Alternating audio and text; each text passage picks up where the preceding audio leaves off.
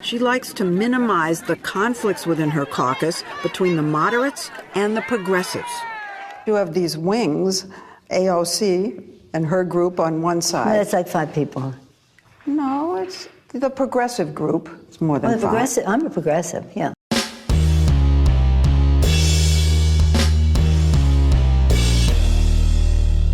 How's everybody doing? My name is Anthony Brian Logan, and today we got to talk about what you just saw, which was House Leader Nancy Pelosi attempting to brush off the far left part of the Democratic Party. Your AOCs, Rashida Tlaibs, Ilhan Omar's, et cetera, so on and so forth. Now, while it was funny to see her talk about, oh, it's only 5 people, not really a big deal, the reality is that it is a pretty big deal. The Green New Deal, pretty much every Democrat on that side has to side with it, but that's an AOC venture by way of Jill Stein, okay? She is the one that's championing it. She is the one out there talking about it. It's her baby, so to speak, even though she kind of adopted it, but that's a different story, and I digress. The point is that before AOC came along, nobody was talking about that. It wasn't really a big thing.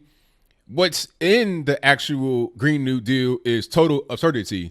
70% tax, no flatulating cows, just ridiculous stuff that makes 0 sense, but yet the Democratic Party must side with it because of the immense popularity of an AOC.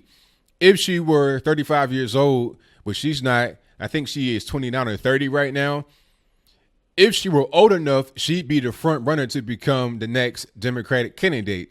She would lose, of course, but she's so popular and has so much steam behind her, you have to put her out there in front. And if you didn't, the Democratic Party would be attacked. Oh, you don't want this Latina woman. She's young. You're against her. You bunch of old white men and women is that and the third. That would be the general narrative, okay? But she's not old enough, so they probably push her off to 2024. Or they're going to try to get her out of there before then. But the popularity is so strong, I'm not sure they'll be able to get her out of office. That remains to be seen, but for now, I digress. Your AOCs, Rashida Tlaibs, Ilhan Omar's, they're dominating the whole news cycle.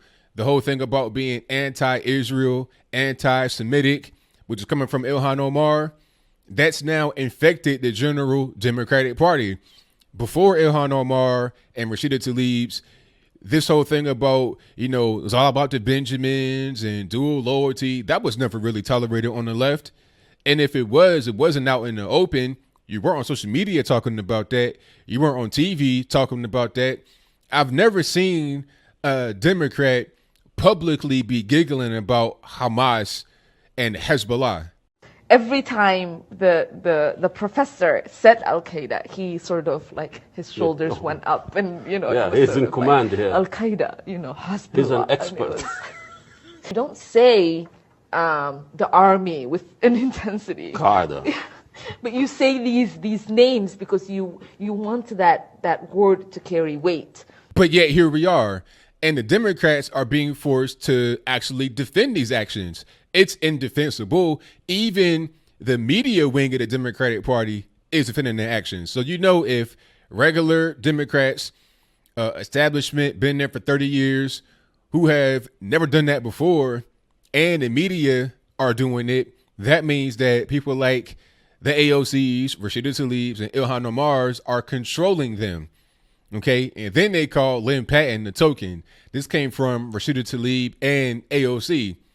So you're disrespecting the black vote, you're being anti-Jewish, anti-Israel, and you're talking about policies that would affect everyday Americans regardless of your race in an adverse way. How can you go forward like that? And then the general sentiment in the Democratic Party of being anti-white, anti-male, pro quote-unquote refugee, asylum seeker, sanctuary city, teaching LGBTQIA, A, B, C, D to children, abortion on demand, 40 weeks. I mean, these are extremist points of view. Now, I'm a conservative guy. I think I'm more of a center-right kind of person. Okay, depending upon who you ask, a shield for Israel, or I'm a far right, or I'm a fake conservative, or whatever. I see myself as being center right. The Democrats at this point see themselves as a center, but the reality is most of us in America see the majority or the face of the Democratic Party as totally far left, just irresponsible, ridiculous, just not in tune with reality. So when Nancy Pelosi goes out there and says it's only 5 people, if that's true, that it's only 5 people that are on the far left part of the party, it's kind of crazy how those 5 individuals are controlling the whole face of your party. Nancy Pelosi has no real control. Honestly, she can pretend she does, but she doesn't, because whatever the far left of the Democratic Party does, those who get the most airtime, those who get the most attention, whatever they do, she must actually follow. Because if she doesn't, then the media, regular normies, and the far left, we have all the power, are going to be against her. So what do you think? Do you think that I'm correct here, that Nancy Pelosi is at this point a puppet of the far left? I mean, I've explained my case pretty well here. Anything that the far left does, the whole Democratic Party must do. You want full-term abortion, 40 weeks, for whatever the reason may be, mental anguish, you got it, because the far left wants it, okay? You want to be against Israel, you want to be anti-Semitic, you want to talk about dual loyalty, all right, cool. Why? Because the far left wants it. You want to attack black women for not being, quote-unquote, black enough, even though that's your primary voter base. 98% of black women voted for the Democratic Party. Okay, if that's what the far left wants, we're going to do that too. Or am I wrong here? Am I incorrect? Is it just 5 people who are just getting a lot of attention on social media and the news? They're not controlling the narrative. If they're not, then who is? And if they're not, then why has the left gone so far left, gone so off the rails, so to speak? Whatever your comments are, please let me know in the comments below. And that's all I got to say for this video. If you like what you heard, please comment, rate, share, and subscribe. Peace.